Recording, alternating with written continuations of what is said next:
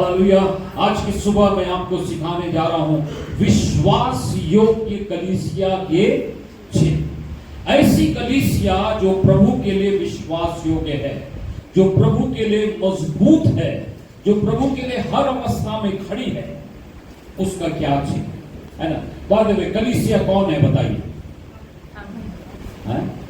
इनके लिए ताली बजाइए। हालेलुया। कलीसिया मैं नहीं लेकिन हम सब हैं, हम एक परिवार हैं। तो पौलुस यहां बता रहा है कौन सी ऐसी कलीसिया है जिसमें विश्वास योग्यता पाई जाती है। और खासकर इन वचनों में पौलुस प्रार्थना कर रहा है, कुलुसियों के कलीसिया के लिए, चर्च के लिए प्रार्थना कर रहा है। क्या कर रहा है? प्रार्थना। और उसकी प्रार्थना कितनी सुंदर है ना। कई बार मैं अपने दुआ को टेप कर लेता हूं और फिर सुनता हूं मैंने क्या प्रार्थना। कई बार हम लोग प्रार्थना में कुछ कुछ भी बोलते हैं, है ना। यीशु मसीह क्या बोला? अन्य जातियों के समान प्रार्थना में बक। आपकी प्रार्थना सॉलिड होना चाहिए। आपकी प्रार्थना आप किससे कर रहे हैं? प्रभु से। अर्थपूर्ण होना चाहिए, गहराई से भरी होनी चाहिए। आप किससे मांग रहे हैं? स्वर्गीय पिता से। देखिए वो एक इस प्रार्थना में उस कलीसिया के लिए दुआ कर रहा है कि वो विश्वास योग्य कलीसिया बन जाए। और उनके लिए क्या क्या मांग रहा है? मेरे पीछे पीछे बोलिए। मनों में शांति।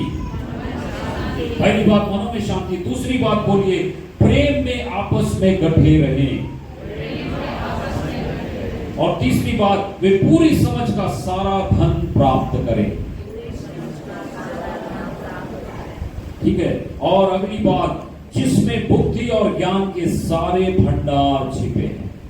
बुद्धि और ज्ञान के सारे भंडार। पौलुस कैसी प्रार्थना कर रहा है मेरे भाव? ये कलीसिया ऐसी बन जाए जिसमें ये सारी चीजें पाई जाए। चलिए जल्दी से सीखेंगे। देखिए कई बार हम बाइबल समझ नहीं पाते। थोड़ा सा मैं आपको गहराई की बातें बताऊंगा, इसलिए ध्यान से सुनिए, आप अच्छे से सीखिए। ठीक है। हिंदी की बाइबल में क्या लिखा है? पहली बात शांति, मनों में शांति पाई। ठीक है। पौलुस यहां प्रार्थना कर रहा है कि वहां के विश्वासियों के मनों में शांति पाई जाए। ठीक है। लेकिन अगर आप मूल भाषा के बाइबल को पढ़ें, है ना, ग्रीक भाषा में नया नियम लिखा गया, तो उसमें यहां शांति के बदले एक शब्द आया है और वो है, थोड़ा ऊपर करोगे इसको, यस, वो शब्द है पैराक्लेन, है ना, पैराक्लेन। और पैराक्लेन शब्द का अर्थ होता है उत्साहित करना। क्या करना? उत्साहित करना। इतना उत्साहित करना कि वो इतना साहस और जोश से भर जाए कि हर एक अवस्था का सामना कर सके। तो पहली बात ध्यान से सुनिए, पौलुस क्या बोल रहा है? एक ऐसी कलीसिया बने जिसके पास साहसी हृदय हो। हालेलुया। साहसी हृदय मतलब इतना साहस हो कि हर परिस्थिति का वो सामना। क्योंकि याद रखिए, जिस दिन से आप मसीह के पीछे चलते हैं, संसार और शैतान आपका शत्रु। वो हर संभव कोशिश करता है कि आपको खींचे, गिराए और नष्ट करे। तो पौलुस प्रार्थना कर रहा है इस कलीसिया के लोगों का हृदय कैसा हो? साहसी हृदय। उनको पैराक्लीन कर रहा है, मतलब साहस से भर रहा, उत्साह से भर रहा है कि हर अवस्था में वो क्या करे? खड़े रहे, सामना करे। ठीक है। कल मैं पास्टर्स लोगों का एक मीटिंग ले रहा था, उसमें प्रेम में गति रहे, जुड़े रहे, चिपके रहे, उनके बीच में इतना प्यार हो, इतना प्रेम हो कि कोई उनको अलग ना कर सके। हालेलुया। ये है विश्वास योग्य कलीसिया। हालेलुया। कलीसिया में नियम कानून होते हैं, कलीसिया में बहुत सारी बातें होती हैं, लेकिन परमेश्वर का वचन कहता है, पौलुस दुआ कर रहा है, ये कलीसिया प्रेम में गंभीर है। हालेलुया। मुझे हमेशा दुख होता है कहते हुए कि कई बार हमारे बीच में आपसी प्रेम की कमी पाई जाती है। कलीसिया वास्तव में क्या है बताइए? एक परिवार है। एक परिवार है। आपको शायद पुराने अपने धर्म समाज से अलग किया गया या उसे आप छोड़कर आए। क्यों आए? अकेले रहने के लिए नहीं, एक परिवार में रहने के लिए। हालेलुया। ये आपका परिवार है। आपको एक दूसरे से क्या रहना है? जुड़ा रहना। हालेलुया। जो कलीसिया, जिस कलीसिया में प्रेम नहीं है, वो कलीसिया कभी बढ़ नहीं सकती। वो कलीसिया क्या है? स्वभाव में मरी हुई है।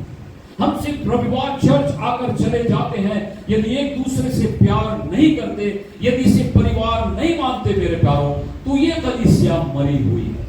हमें एक दूसरे के लिए क्या करना है? सोचना है, एक दूसरे के विषय में प्रेम करना है। Hallelujah, hallelujah. कल मैं लगभग हजारों किलोमीटर यात्रा करके आया और मुझको पता चला कि हमारी मुन्नी अम्मा का ऑपरेशन हो रहा है। ठीक है, पहले मैं भाई सुबी को भेजा और शाम को जब ऑपरेशन पूरा होने वाला था, उससे पहले मैं वहां पर गया। हालेलुया। क्यों मेरे प्यार? मैं भी आराम कर सकता था, मेरे पास हजारों काम है, मैं क्यों गया? वो मेरा परिवार है। हालेलुया। कल्पना कीजिए, आपके परिवार के किसी सदस्य का मेजर ऑपरेशन होता, गले में इंजेक्शन डाल के बेहोश करके हाथ और पैर को फाड़ा जाता, क्या आप वहां नहीं पहुंचते? ये आपका परिवार। अभी आप सुंदर सुंदर बहाने बनाएंगे, मेरे पास पैसा नहीं था, मेरे पास, कई लोगों के साथ समस्या है, लेकिन मैं आपसे कहना चाहूंगा, यदि आप जा सकते हैं, जाइए। हालेलुया। उन लोगों को महसूस कराइए कि आप हमारे हैं। हालेलुया। क्या फायदा इस चर्च में हजारों लाखों लोग आए, लाखों सदस्य हो, लेकिन आपस में प्रेम, आपस में एकता है, उसका कोई भी फायदा नहीं। हालेलुया। अब मैं बोलने के बाद जानना चाहूंगा कि आज कितने लोग उनसे मिलने जाए। हालेलुया। थोड़ा कष्ट कीजिए, जाइए, उनको महसूस होगा ये मेरा परिवार है। हालेलुया। जब चर्च छूटता है, दुआ करके मत भागिए, एक दूसरे से मुलाकात कीजिए। भाई एक व्यक्ति हफ्ता भर शायद समस्या से गुजर रहा था, आप हाथ मिलाकर बोलिए आप कैसे हैं। हालेलुया। उसको परिवार लगेगा। हालेलुया। पौलुस की ये दुआ है कि ये प्रेम में क्या रहे, आपस में कटे रहें, जुड़े रहें, उनको कोई भी अलग ना करे। पिछले दिनों मैं पास्टर से बात कर रहा था और बहुत सारी बातें सामने आई और वो बता रहे थे, फलाना एक परिवार था जो चर्च में प्रेम को तोड़ने का प्रयास करता था, लोगों को लड़ाने का प्रयास करता था। आज उस परिवार का एक सदस्य भी नहीं बचा। ऐसा श्राप आया कि कई लोग एक साथ मर गए। मेरे प्यारों, भयानक भयानक बातें सुनने को मिलती है। याद रखिए, कलीसिया को बनाने के लिए, स्थापित करने के लिए यीशु मसीह ने क्रूस पे अपना एक एक बूंद खून बहाया। और सावधान, अगर आप कलीसिया में तोड़फोड़ करते हैं, अगर आप कलीसिया में गुबड़ाई करते हैं, अगर आप कलीसिया की एकता को तोड़ते हैं, तो आप यीशु के खून के साथ खेलते हैं। लोग हैं, समस्या उत्पन्न करने वाले बहुत से लोग हैं। पौलुस प्रार्थना कर रहा है कि आपके अंदर ऐसी समझ आए कि आप भांप ले क्या सही है, क्या गलत है, और उसके अनुसार आप निर्णय लें। हालेलुया। मैं कई बार ये गवाही बता चुका हूं, एक बार फिर बताऊंगा। जब ये चर्च भवन हम लोग बनाना शुरू किए, हमारे ऊपर 80,000 रुपए कर्जा हो गया, है ना। 80,000, और कब की बात कर रहा हूं मैं? 2008 की। 80,000 उस समय बहुत ज्यादा था, है ना। और लवली और भाई अर्जुन और भाई सूरज, ये लोग मुझको कोस रहे थे, है ना। क्या बोल रहे थे? 80,000 उधारी कर ली हो, कहां से पटाओगे? और बोल रहे थे कि विश्वास ठीक है, लेकिन ऐसा क्या कर लिए हो, क्या करोगे? सुन के मैं भी चकरा गया। मैं बोला प्रभु ने मुझसे कहा और मैंने किया, प्रभु भी करे। और यकीन मानिए, थोड़ी देर बाद एक फोन आता है कि इसके लिए किसी ने पैसे का प्रबंध किया। हालेलुया। मैं बता रहा हूँ ये भवन कितने अद्भुत रीति से बना। लेकिन एक जो विशेष गवाही मैं बताना चाह रहा हूँ वो ये है कि जब हमें 80,000 रुपए चाहिए था, एक वकील ने मुझको फोन करके बोला कि जो सांसद का चुनाव लड़ रहे हैं वो आएंगे और आप 500 लोग को इकट्ठा करना, वो आपको 25,000 का चेक देंगे। मैं बोला वाह, 25,000 रुपए का प्रबंध एक झटके में हो गया। और मैं बोला ठीक है, इतने तारीख को संडे को चर्च के बाद हम जमा रहेंगे। आसपास के गांव से भी लोगों को मैं बुला लिया और बोला वो नेता आकर हमको 25,000 रुपए, ठीक है। और देखिए परमेश्वर कैसे हमें बुद्धि देता है। और रात के समय एक मेरा दोस्त जो कि अन्य जाति का है, उसने फोन किया और बोला, भैया आप ये क्या कर रहे हैं, आप उनको चुनाव जिताने के लिए मदद कर रहे हैं, सब कुछ ठीक है, 25,000 मिल जाएगा, भवन बन जाएगा, लेकिन उसके बाद वही नेता कहेगा कि मेरे फलाने बारात को वहां पे रुकाओ तो आप मना नहीं कर पाएंगे, और बाराती आपके चर्च में दारू पिएंगे, नंगाई करेंगे, आप रोक नहीं पाएंगे। मैंने कहा प्रभु अन्य जाति के द्वारा मुझसे बात कर रहा है, मुझे बहुत बुद्धि दे रहा है, फिर भी 25,000 बहुत बड़ी रकम थी। मैं उसके बारे में सोचा और पवित्र आत्मा ने मुझको बुद्धि दी, वो पैसा मैं नहीं लूंगा। हालेलुया। क्या ये चर्च भवन फिर भी नहीं बना? हालेलुया। परमेश्वर से बुद्धि मांगिए और आपको आश्चर्य होगा, कई बार प्रभु अन्य जातियों के द्वारा भी बात कर सकता है। हालेलुया। पौलुस यही कह रहा है, किस समय क्या निर्णय लेना है इसका ज्ञान उनके अंदर आने का। अपने जीवनों को जांचिए, कई बार भावनाओं में बहकर हम कुछ भी निर्णय ले लेते हैं और इसलिए हम असफल होते हैं। हालेलुया। मैं जल्दी से आगे बढ़ूंगा। अगली बात, पौलुस में बुद्धि और ज्ञान के सारे भंडार छिपे। ध्यान से सुनिए, दो चीज पौलुस बोल रहा है, एक है बुद्धि, दूसरा ज्ञान और बुद्धि। ठीक है। और अंग्रेजी मूल भाषा में पौलुस दो शब्द बोल रहा है, बुद्धि के लिए बोल रहा है सोफिया, बोलिए सोफिया। ठीक है। और वो क्या है, ज्ञान के लिए बोल रहा है नोसिस, बोलिए नोसिस। है ना, सुनने में उटपटा लग रहा होगा, लेकिन यही ज्ञान और बुद्धि। बुद्धि क्या है बताइए? सोफिया। सोफिया, आप लोग सुन रहे हैं, है ना। और ज्ञान क्या है?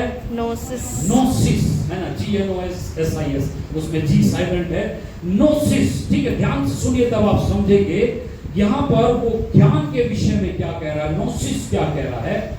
किसी चीज को देखकर जो आप समझते हैं वही ज्ञान, किसी चीज को सुनकर जो आप समझते हैं वही ज्ञान। लेकिन जिस ताकत से आप उसको जांचते हैं कि ये सही है या गलत है, वो बुद्धि। हालेलुया। सोफिया क्या है? किसी चीज को जांचना। उदाहरण के लिए अभी आपने टेलीविजन में न्यूज देखा होगा कि कोरोना बहुत फैल रहा है। आपको लग रहा है, आपको ज्ञान मिल रहा है कि कोरोना फैल, लेकिन आप अपने बुद्धि से जांचेंगे कि क्या वास्तव में वो फैल, क्या मुझको क्या क्या सावधानी करनी। अगर आप बुद्धि से नहीं जांचेंगे तो क्या होगा, आप काम धंधा छोड़ देंगे, घर में डर कर बैठे। ठीक है। इसलिए पौलुस कह रहा है ज्ञान तो चाहिए, किसी चीज को देख के सुन के समझना जरूरी है, उससे जरूरी क्या है? सोफिया, अपने बुद्धि का इस्तेमाल करना। हालेलुया। अपने बुद्धि से उसको जांचना। मैं एक और उदाहरण दूंगा, आप समझेंगे। ध्यान दीजिए, हमारा विश्वास है यीशु मसीह बहुत जल्द बादलों पर आने वाला है, हमें अपने साथ स्वर्ग ले जाए। यह ज्ञान हमको कहां से मिला? बाइबल के वचन से। हमको कहां से मिला? पास्टरों ने, प्रभु के लोगों ने हमको सिखाया यीशु मसीह आने वाला है। लेकिन हम उस पर विश्वास क्यों किए? क्योंकि हमारी बुद्धि से हमने उसको जांचा। हालेलुया। दुनिया की घटनाओं को देखा कि युद्ध हो रहा है, भूकंप आ रहा है, महामारी फैल रही है। यीशु ने कहा है अंत के दिन में ऐसा होगा, और अब हम विश्वास करते हैं यीशु बहुत जल्द आने वाला। हालेलुया। शायद मेरे जीवित रहते ही यीशु मसीह आ जाए, ये मेरी धन्य आशा है। और याद रखिए, बाइबल का कोई भी विश्वास अंधविश्वास नहीं है। हालेलुया। हम विश्वास करते हैं क्योंकि हम बुद्धि से उसको जांचते हैं। हालेलुया। बाइबल की एक एक बातें सत्य हो रही हैं, यह साबित करता है कि बाइबल परमेश्वर का वचन है। तो पौलुस क्या कह रहा है, ये ना सिर्फ ज्ञान से भरे रहे, ये बुद्धि से भी भर जाओ। हालेलुया। सिर्फ ज्ञान ही काफी नहीं है, नहीं तो आप भर दिए जाएंगे। पिछले दिनों में एक ग्रुप से बात कर रहा था और वो बता रहे थे, हमको प्रभु के लोग आकर बहुत नॉस्टिसिज्म नाम की एक झूठी शिक्षा थी, जैसे अभी झूठी शिक्षा फैल रही है, नॉस्टिसिज्म एक झूठी शिक्षा थी, और वो लोग क्या सिखाते थे कि विश्वास और उद्धार बहुत गहरी चीज है, साधारण आदमी उसको प्राप्त नहीं कर सकता। उनका एक मोटा किताब था, जो उसको अच्छे से अध्ययन करता था तो वो बोलते थे उसी का उद्धार हुआ। और वो लोग बोलते थे कि उद्धार बहुत कठिन है।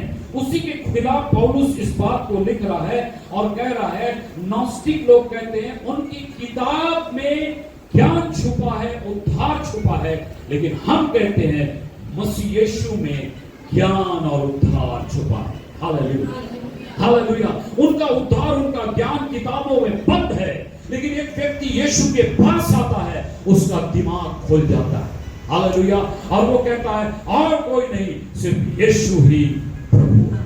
हालेलुया। और इसलिए पौलुस यहां पर बता रहा है कि मसीहत में कोई ऐसा गुप्त या छुपा हुआ ज्ञान नहीं है, लेकिन जब आप मसीह के पास आते हैं, आप सच्चे ज्ञान को प्राप्त करते हैं।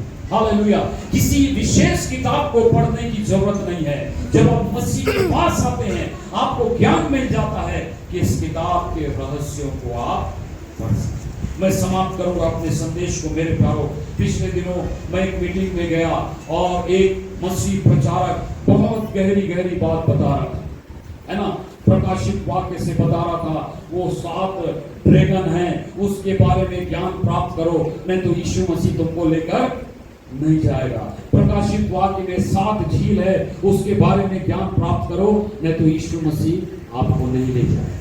मैं देख रहा था उस भीड़ में 400-500 बेचारे गांव के अनपढ़ लोग थे। मैं बोला अगर ये प्रचारक सही बोल रहा है तो बेचारे गांव वाले तो स्वर्ग नहीं जा सकते। वो कहां से सीखेंगे ड्रैगन कहां है, झील कहां है। मैंने वहां पे कहा प्रभु तेरा धन्यवाद मुझे ज्ञान देने के लिए। हालेलुया। एक व्यक्ति को शायद कोई ज्ञान ना हो, लेकिन यदि उसने यीशु को उद्धारकर्ता करके ग्रहण किया, यकीन मानिए वो स्वर्ग जाए। हालेलुया। यीशु मसीह ने बहुत अच्छा उदाहरण दिया। किन लोगों को उठाकर वो जाएगा? 2 लोग चक्कियां पीस रहे होंगे और 2 लोग खेत में काम कर। ये चक्की पीसने वाले, खेत में काम करने वाले क्या बहुत ज्ञानी होते हैं? नहीं। यीशु बोल रहा है साधारण लोग जो मुझ पर सच्चा विश्वास रखते हैं, मैं उन्हें लेकर स्वर्ग जाऊंगा। हालेलुया। तो आप निराश मत होइए कि आप बाइबल के सारे ज्ञान को प्राप्त नहीं किए हैं। नहीं, आपके पास सिर्फ बुद्धि हो। हालेलुया। चीजों को जांचने की ताकत हो, कोई आपको पहचाने नहीं पाएगा। और मैं प्रभु का दास होने के नाते आपको यकीन दिलाऊंगा, जब यीशु आएगा आप और मैं उसके साथ जाएंगे। Hallelujah, hallelujah. और ये आपकी और मेरी सबसे धन्य आशा है। हालेलुया। एक परमेश्वर के दास कहते हैं, यीशु के द्वितीय आगमन के जितने करीब हम हैं, उतना किसी युग के लोग नहीं है। हालेलुया। पौलुस पतरस आशा करते, विश्वास करते करते मर गए कि मसीह आने वाला है। मसीह तो नहीं आया, लेकिन मैं आपसे कहना चाहूंगा हम उसके बहुत करीब हैं। हालेलुया। इसलिए बेवकूफी का जीवन मत बिताइए, कैसा भी जीवन मत बिताइए, ज्ञान और बुद्धि से परिपूर्ण जीवन बिताइए। हालेलुया। मैं कैसा चलता हूं, मैं क्या करता हूं, क्या वो परमेश्वर के वचन पर आधारित है, इस बात को जांचिए। हालेलुया। आइए अपने स्थानों पर खड़े हो जाए।